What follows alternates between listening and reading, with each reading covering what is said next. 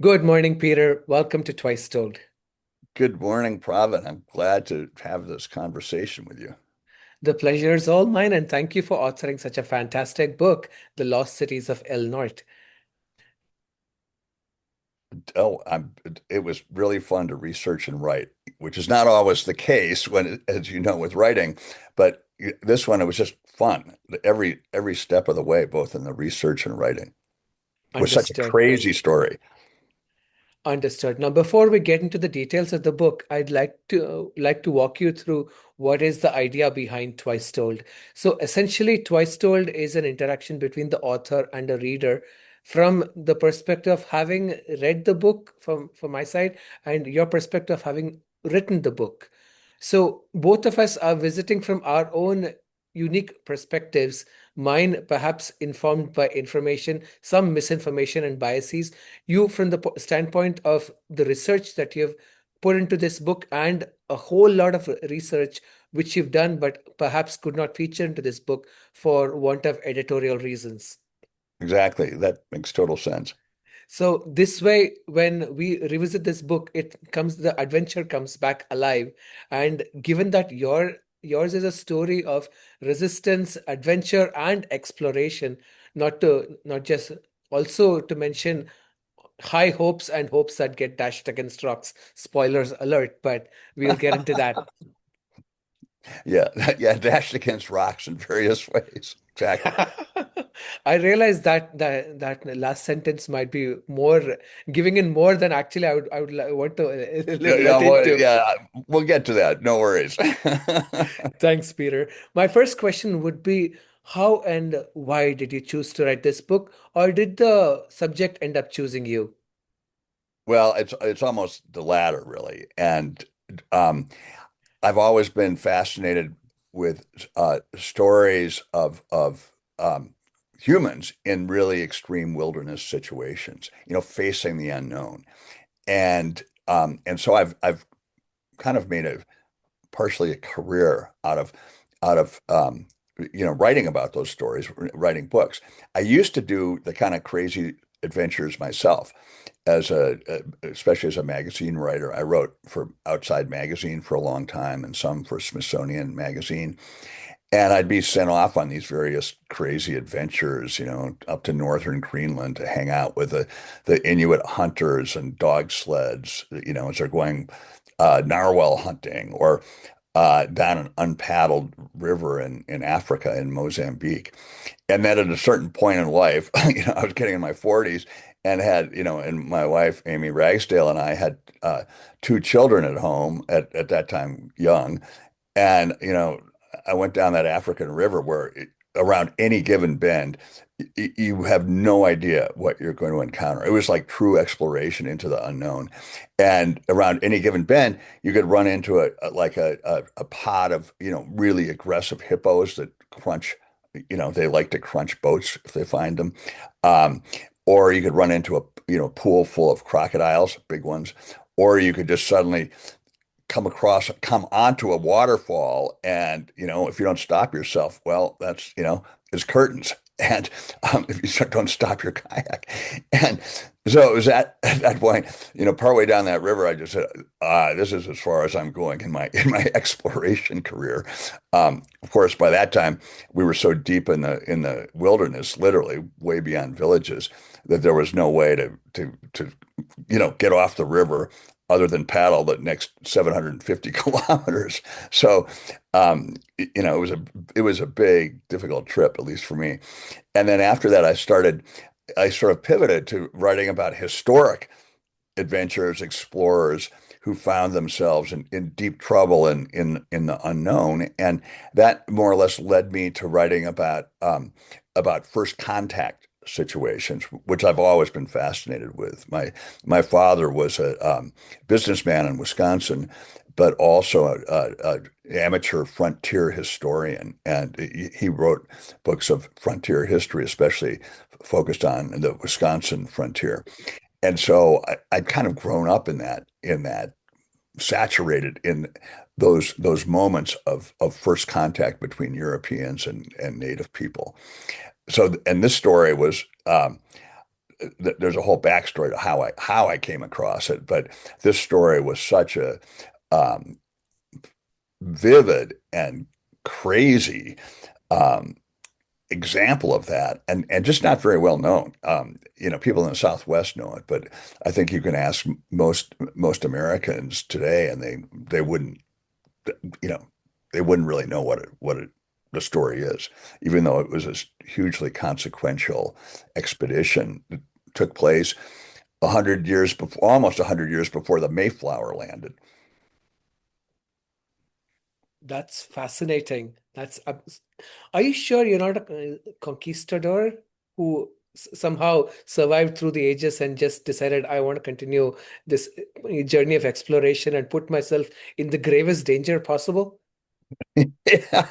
Well, my thing was not about conquering, but I always wanted, from the time I was young, wanted to go into the kind of the most remote places I could find. I wanted adventure and exploration and literally like, the unknown. And especially I grew up really fascinated with native people, with native tribes living a very traditional way of life. Um, and so, I mean, in fact, that's what took me to India years and years ago. Um, I was, I kind of bailed out of college, having a hard time, and I wanted to go to the Himalayas and go to like kind of the most remote areas I could find where people are living very traditionally. So that's been a sort of passion I had growing up. And then, I mean, now, much later in life, that passion is almost, it's faded away in a way that because, partly because I've been so many of those places and and been in those situations. I mean, when I look back on it, just remarkable. Um, and that, and partly because, I'm a lot older now, and it takes huge amounts of energy, both physical and emotional, to do that sort of thing. Not to mention financial. So, it helps to have some backing somehow. So the when I started, my agent said, at one point, well, you write about history well. Have you thought about writing about history? And I thought, no, I really haven't. That was not my direction. I didn't really, I studied some history in college, but took a lot of anthropology. So I had, it's like I have human history. And so when my agent said, well, um, you might think about writing about history. And then I started with this book. Um, my first book that was pure history is a book called Astoria. And from the moment I started writing that book, it's about this early American fur baron, a young German immigrant, John Jacob Astor, who sends this massive expedition across the continent 5 years after Lewis and Clark with the aim of founding the first American colony on the West Coast in this like big global trade scheme. And so when I started writing that book, it was like 2011, 2012. Um, you know, one day I just felt like I feel like I'm playing the keyboard in a rock and roll band because it was so easy. It was so fun, and it just came really easily to me. And I think it was partly my, growing up with my father with this kind of frontier um, uh, history background, and and I'd done all this adventuring myself. And I'd written about those adventures. And so, it's like I had that technique to make these things, um, these exploration moments come alive, or at least that's what people tell me. And so that's when I really dove into it and started writing exploration history and first contact accounts. Uh, it just flew. And I had that same sense. Let's see that Astoria book, that was three. So this Lost Cities book about Coronado and Pueblo and resistance is my fourth book since the Astoria book. But again, that same feeling came back to me at the keyboard. It was like one day, oh, I feel like I'm playing the keyboard in a rock and roll band because the story it's so crazy and has so many twists and turns, and yet it has all this historic consequence that which I felt really needed to be told and understood, and it just naturally attracted me. So, as you say, this is the long way of saying the story found me. I love the long route because it is almost emblematic of how the story unfolds in the lost cities of El Norte. It's almost like as if we're winding through the canyons, and as we turn around, as you mentioned, your adventures in Africa. I mean, at what bend, what will you find? You don't know. So you just quite explained how this was, and I could visualize this in my mind's eye, how you were navigating through the story. But my next question would be how or when did you find out about the lost cities of El Norte? Well, I think I'd heard that story. I mean, maybe back as far as grade school, and I'm sure high school, and then studying anthropology in college, I heard it again. But what struck me, I mean, from the time I was young, is like, I was living in Wisconsin and knew a lot about the frontier first contact history of Wisconsin, the Norwegian settlers and the Black Hawk War and Potawatomi tribe. Um, and that was in the 1830s and 1840s was when, settlement came to Wisconsin, colonization, you can say. And um, and then there's this bizarre story, like this huge Spanish expedition of armored conquistadors in not the 1840s, in the 1540s, 300 years earlier, come up as almost to Wisconsin. They get almost that far. And it's like, what is going on here? How are these guys getting way up here? It just seems so bizarre and random. And so that story always stuck in my mind. Um, and then the way it kind of came to light to me again was I wrote a book, The Last Empty Places, about the kind of the unpopulated areas of the U.S., profiling four of them. And one of the areas I profiled was west central New Mexico, which is very unpopulated.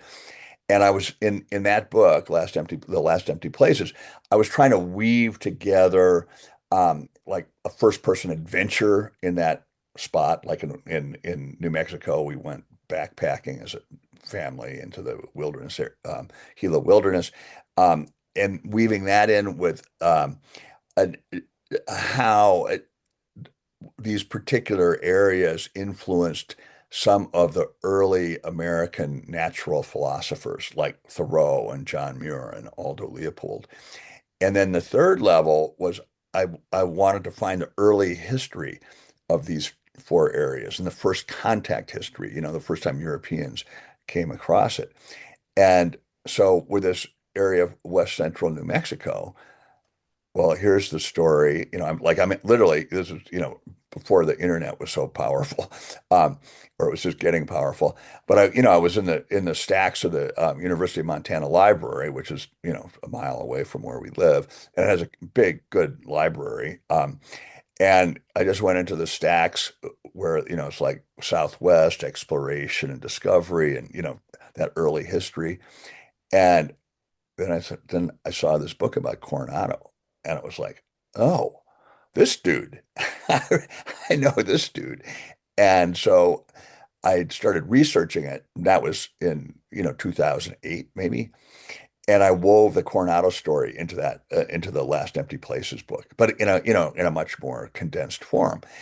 And then, but as I learned about the story back then for writing the Last Empty Places, it was like, wow, there is so much here and so many crazy twists and turns and so much consequential history, and it's just not very well known. Um, I thought, well, this really merits a whole book. So that's how that's how I became actually aware of the Coronado story. Understood. Now, before we delve into how the Spanish got into the New World, or let's get into the question of why did this expedition even possibly happen, or the politics of exploration and capitalism in Europe at the time. Shall we? Definitely. And well, and I'd love to hear your thoughts about this too. Um, and that I mean, one of the things that I talk about is some in the book, and I've given a lot of talks about since the book came out in April. Um, but I like to put this expedition in the context of what they call the age of exploration or the age of discovery. That's from a European point of view. And, and that you could say it started in the early 1400s. And that's when um, there was a prince in Portugal, today's Portugal, who ended up being called Prince Henry the Navigator. And he had a real interest in exploration. And it was in part because, this is almost during the Crusades era. In the very early 1400s, I don't know, it's like 1418, he was part of a big uh, uh, military expedition from the Iberian Peninsula that went to North Africa to fight the Moorish people, military in North Africa. And so when Prince Henry was in North Africa, that in the markets of North Africa, he noticed that there was all this gold, like really abundant, I mean, relatively supplies of gold. And it was coming from somewhere within Africa. And the Europeans didn't really know much at all about Africa. I mean, they knew the Mediterranean coast, obviously, but no European ship had been down, say, the west coast of Africa, and and not, I don't think at all on the east coast. And so Prince Henry then started what's thought to be this school of navigation. Some people say, well, that's exaggerated. I think there's some truth to it, and which was at this very southwestern tip of Portugal, and he and his fellows, his researchers, developed a really great ship um, that was very suited for literal exploration, called a caravel, and it was based partly on early Arabic designs and partly on Mediterranean fishing boats. But it had a fairly shallow draft, and it had lateen sails. It's like the triangular sails, as well as square sails. So it could sail close to the wind. In other words, it wasn't so just subject to the whims of the wind as many other ships of the era were. And so that Prince Henry then started sending expeditions that he sponsored down the west coast of Africa.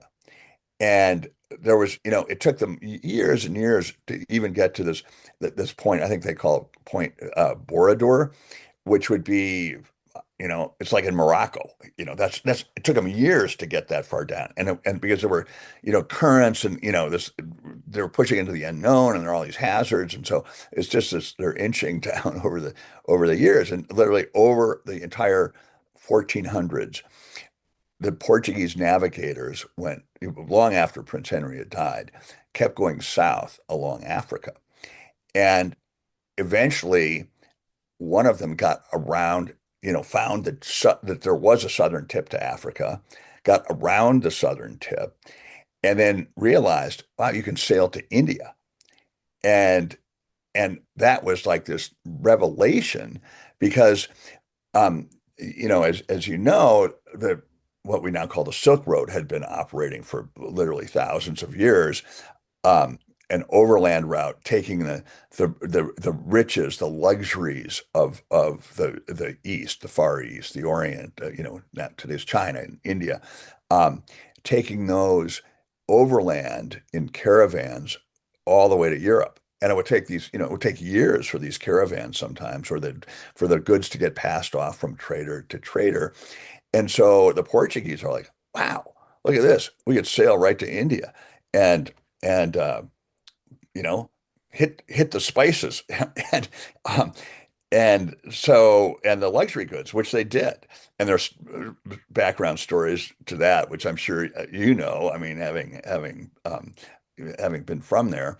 Um, but they came back, there's a funny story, at least in the exploration literature, the way it's told, these early accounts, that I think it's Vasco da Gama, who was really a nasty guy, um, in so many ways. But he's finally the guy who gets to India, and he's near today's or south of Mumbai, and he lands, and the Sultan or whomever it is comes out and greets him, and like da Gama or one of his guys. This is I'm no I have the stories. I don't know if I have it exactly right, but it's basically this. And Vasco da Gama, hands out, puts in his hand some few peppercorns, and says to the Sultan, "Do you have any of these?" And the Sultan looks at those. Yeah, we could fill up your whole boat with those. And so, and so then it's like the Portuguese, wow, this is like like striking gold. I mean, literally the spices in Europe were it could be worth their weight in gold at that time. And so the Portuguese start this spice trade to the Far East, to India and the Far East. And meanwhile, the Spanish are saying like, what the hell, the Portuguese have struck it rich over there with their sea routes to India, and we need to do something. And that's when this dude Christopher Columbus shows up, an Italian, in the Spanish court of King Ferdinand and Queen Isabella, and says, "Hey, I've got this plan to go west." And we all know that story very well. He finally, makes landfall 1492. He makes several more expeditions, to islands in the Caribbean. I think he briefly touches on the mainland. To his dying days, he believes he's in India. He thinks this is India.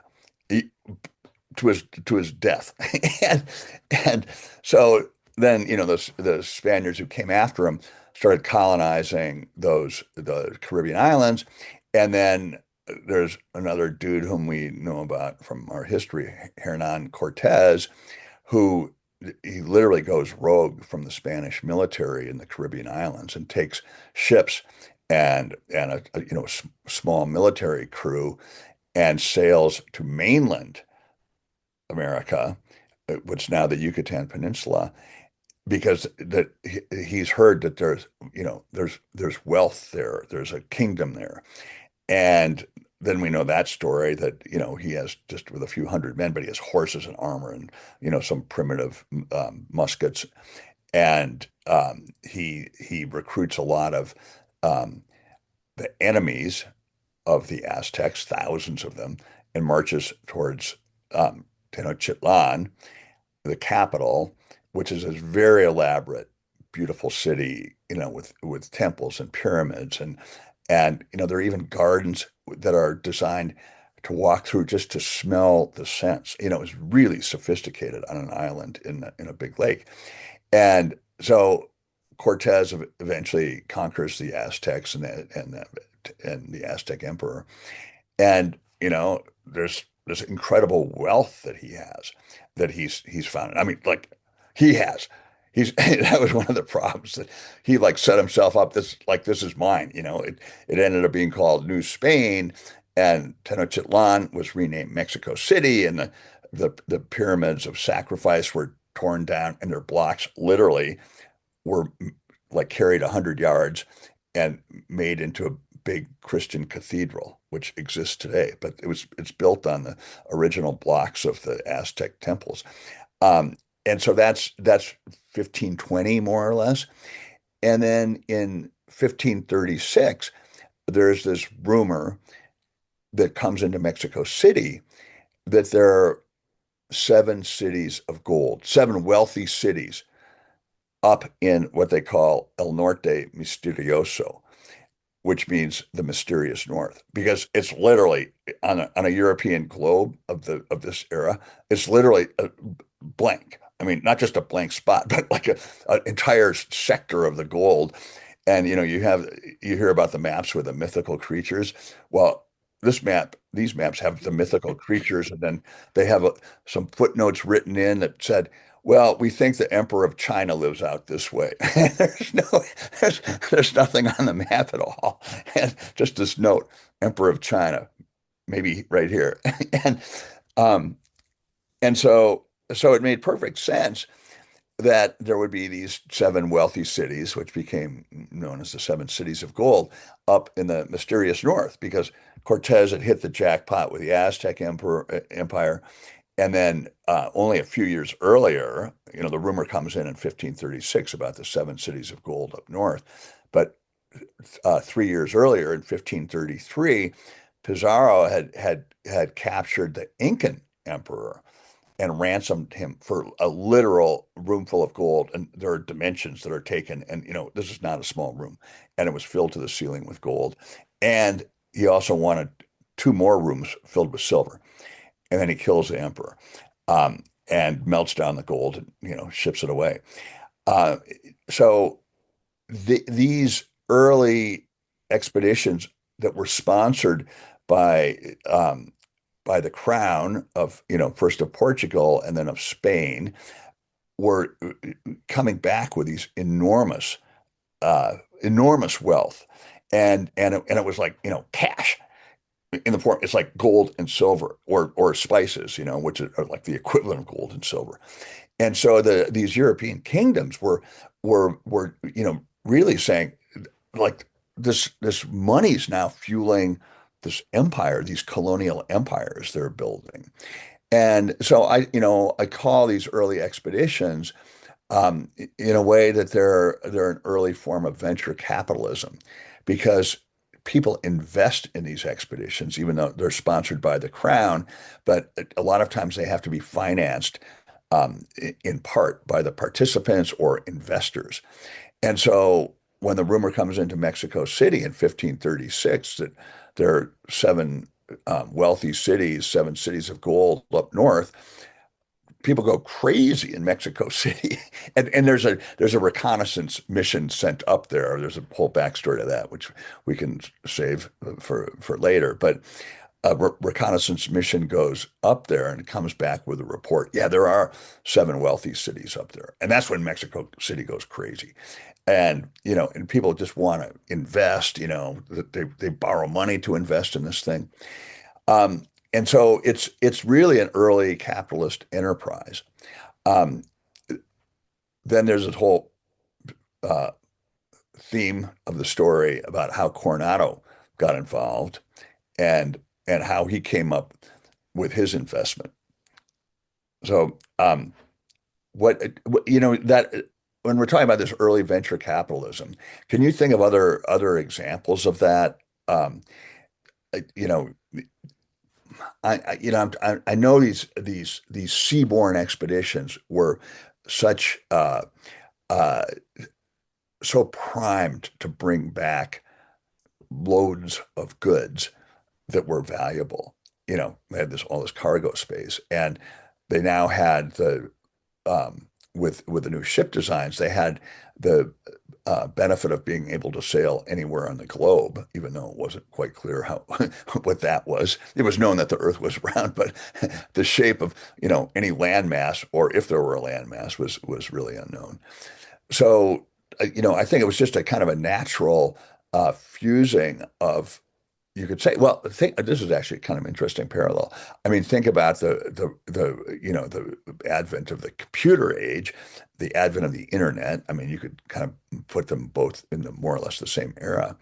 But that was like this huge technological advance, which really, it changed. You could say it. Changed the world many ways. And you could say the same thing about this technological advance, with the Europeans and the Portuguese and their sailing ship design, which enabled this whole new era to take place. That it opened up a new era, basically. Does that make sense in terms of the parallels, between today's technological age and that fusing of technological invention with sort of a moment in history where it could be taken advantage of to the max? Absolutely, it does. I mean, we are still the same people. We still love chasing unicorns. Now we call them unicorn investors, angel investments. And yet again, we love throwing our money into things we have absolutely no idea about. As an investor, I'm terribly bearish. I look for investment fundamentals. If I was an investor in Spain, my first question would be, how do you even plan to sail around the globe when you don't even know what kind of wind currents ply about?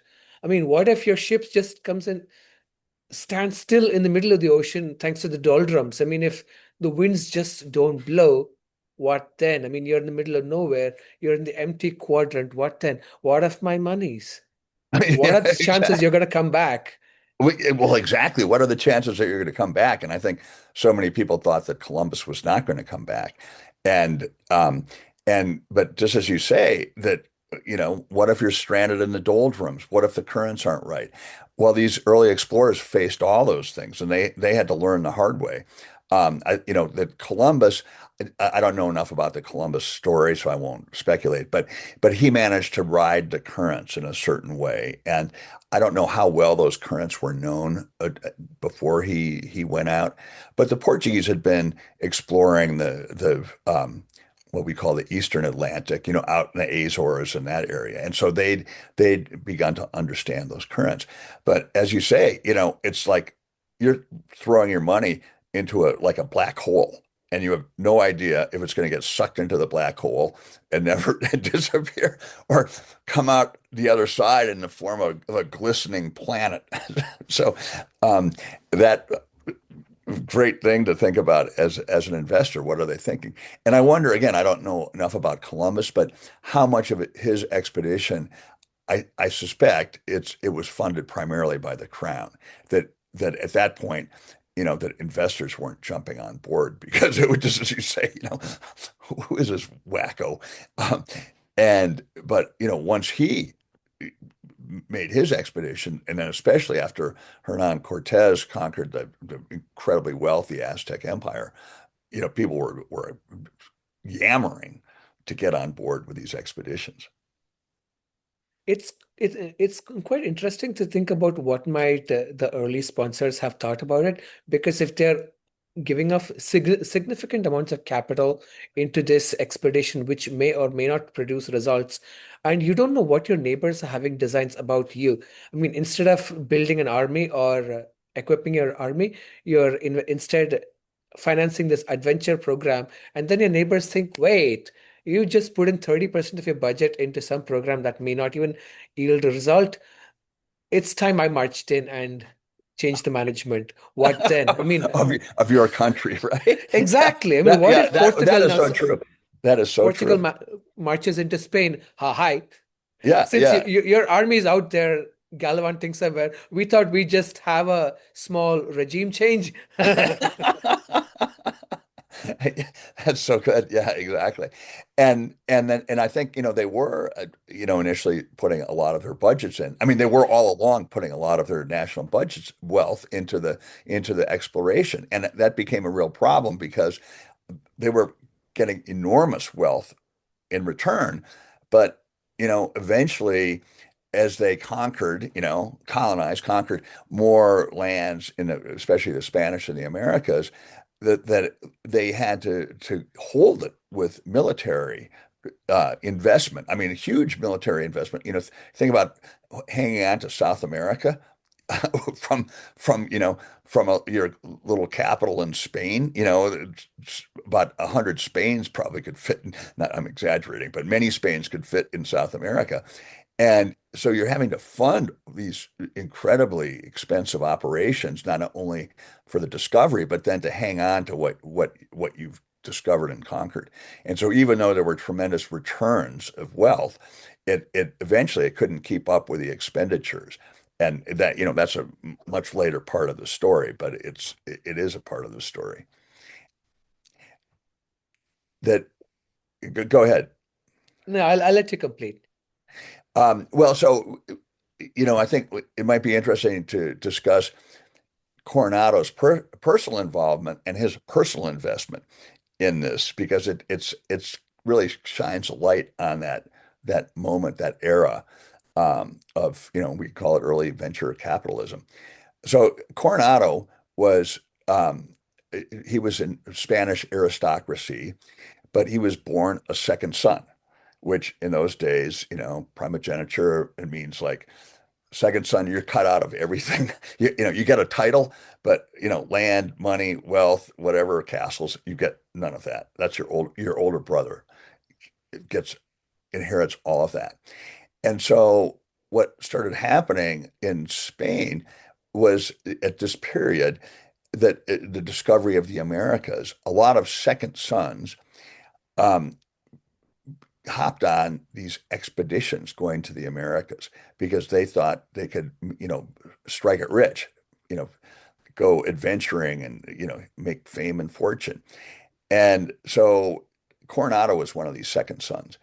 And he was connected, his family was connected with the both the royal family to some degree, but especially with the Mendoza family, another, highly placed, aristocratic, royal connections family. And the um, what had happened, this is all part of the same story arc. What had happened was that Hernan Cortez, who had conquered the Aztecs and then set up New Spain and made Mexico City the capital. Well, the king and queen of Spain were telling him to like, giving him orders to do things. And he was not paying it. He was not listening. He was defying the king and queen of Spain. And so, and in the 1530s, they realized, this is 10, 12, 13 years after he conquered the Aztecs. And now he sets himself, he's kind of like his own emperor. And and the king and queen of Spain said, no, we're not doing it that way. And so they sent a couple of guys first, and those guys to rein in Cortez, and you know, like it gives them a welcoming banquet, and they drop over dead after that. And so it's like Cortez is eliminating any rivals before they can even, and with their first, before they can even digest their first meal in his realm. And then the king and queen of Spain send a member of the Mendoza family, which had done very well in its administration of certain regions of Spain, and they send a son who is, I think, in his mid to late 30s at this time, and the king and queen of Spain make this Mendoza's son the viceroy of New Spain. So it means he's the king and queen's literal embodiment in New Spain. And they send him on a ship across the ocean to rein in Cortez. And in his entourage, Viceroy Mendoza's entourage, he has a young guy who's like 25 or so, and he's a friend of the Mendoza family, and his name is Francisco Vasquez de Coronado, and he's our man. And so he's this, I think smart, well-educated, probably fairly charming. He's kind of a golden boy, is my sense of it.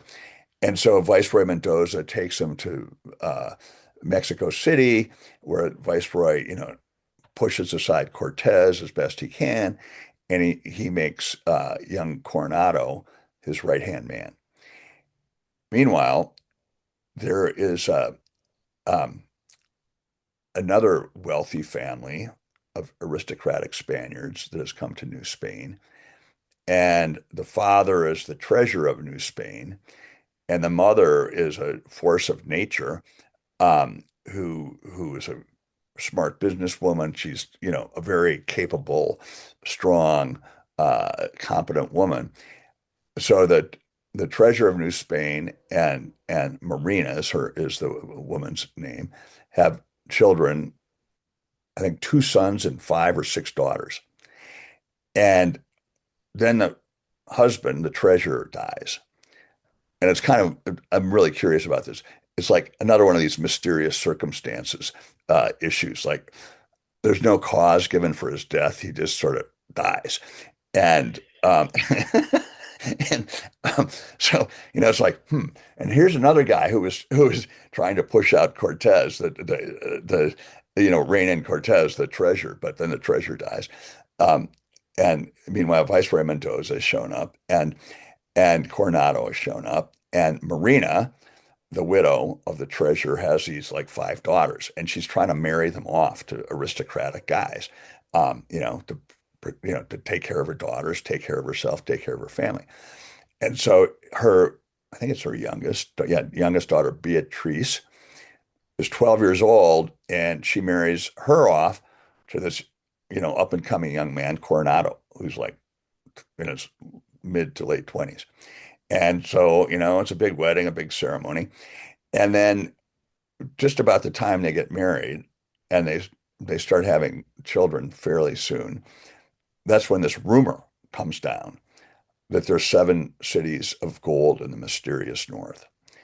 And then that rumor is confirmed. And then the city goes wild, wanting to get on board with this possible new discovery.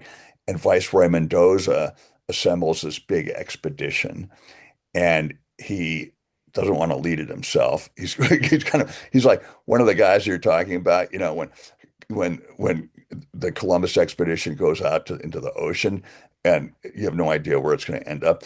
He's like one of those guys who's sitting at home. Well, I'm not going to go on that one. I'm going to see what happens to that one. So this is Viceroy Mendoza, who stays in Mexico City, but he commissions this expedition to go in search of the wealthy cities of the mysterious North, and he appoints Coronado to lead it. But to lead these things, you also have to invest in them. And I mean, that's how, you got to fund them. Some of these guys had 17 horses with them, some of these armored knights. And, you obviously need a lot of servants and handlers and wranglers. And they had to pay for that, what they're taking along. And I think they had to also invest a lot more to pay for soldiers, to pay for this, to pay for that, food, whatever. And so, Coronado is expected to invest heavily in this expedition, like fund, I don't know, a big portion of it.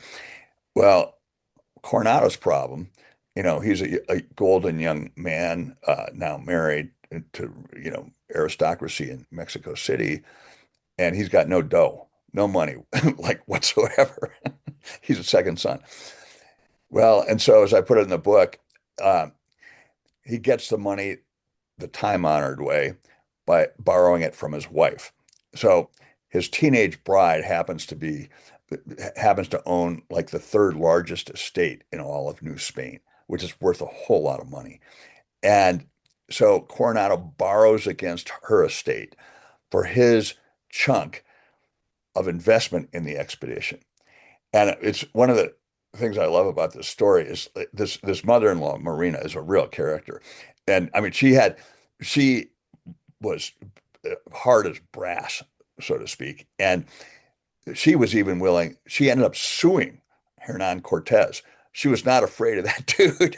And, you had to be really serious to take on Hernan Cortez. And, it was like over property or something. I don't know what the suit was, but yeah, she was all, she was like, I'm going for it, buddy, you better step back. And so when I think of Marina as the mother-in-law with the teenage daughter who's married Coronado, and now Coronado's borrowed heavily from his teenage bride to invest in his own expedition. I just have this picture of the mother-in-law kind of sitting in the background, maybe in the foreground, saying, "This better work out, buddy." And I mean, it's her investment too, in a way. And so, and she had very high standards and was really smart, a very astute businesswoman. And so that's one aspect of the story I really love is how, you know, so people were so desperate to invest in these things that they do whatever they could to get the money to invest. So that's another point of our early venture capitalism in the old world and the new.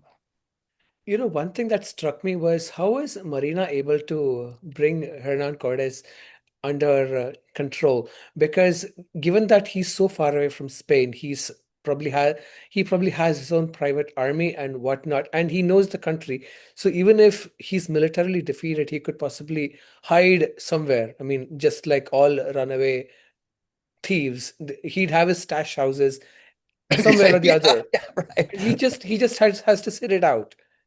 Exactly. I mean, that's right on point. And so, yeah, he has all of that. Yet he's also, they're new Spaniards, aristocrats coming into Mexico City, and everything has to do with connections and royal connections, and so and they end up on it's essentially like the city council, but it's running this all of New Spain and literally millions of people and millions of acres of land, but it's the city. They call it the city council.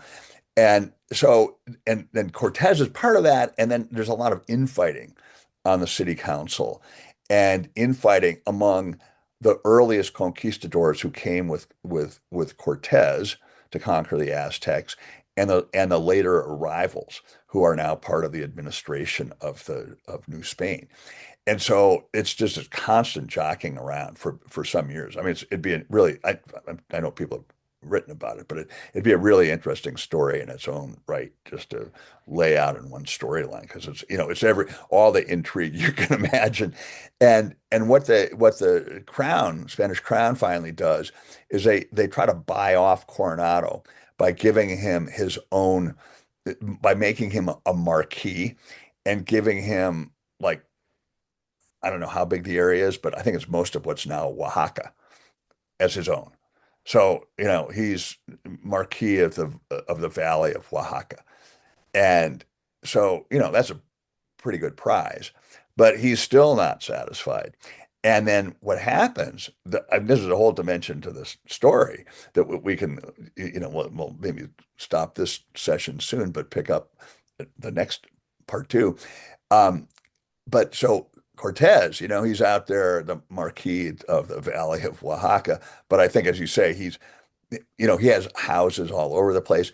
He has a house on the main square, which is, what's known today as the Zocalo in Mexico City, which is a massive plaza.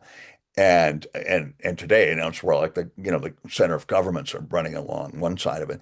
Well, where the center of government is running along one side was the former Aztec royal houses, which Cortez took over as his own house. So he's got this, massive stone mansion on the square in Mexico City, and Marina de la Caballeria, the mother-in-law.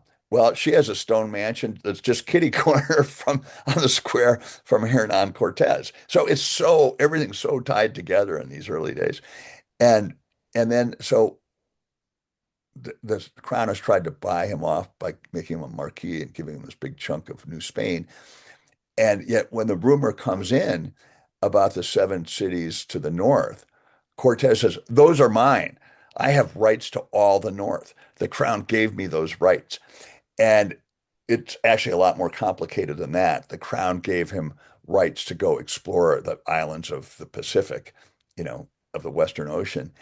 And and he takes that to mean he has everything, you know, he kind of has that whole sector of the globe is what he takes it to mean, even though nobody knows what's up there really, except for the hundreds of native tribes who have lived there for thousands of years.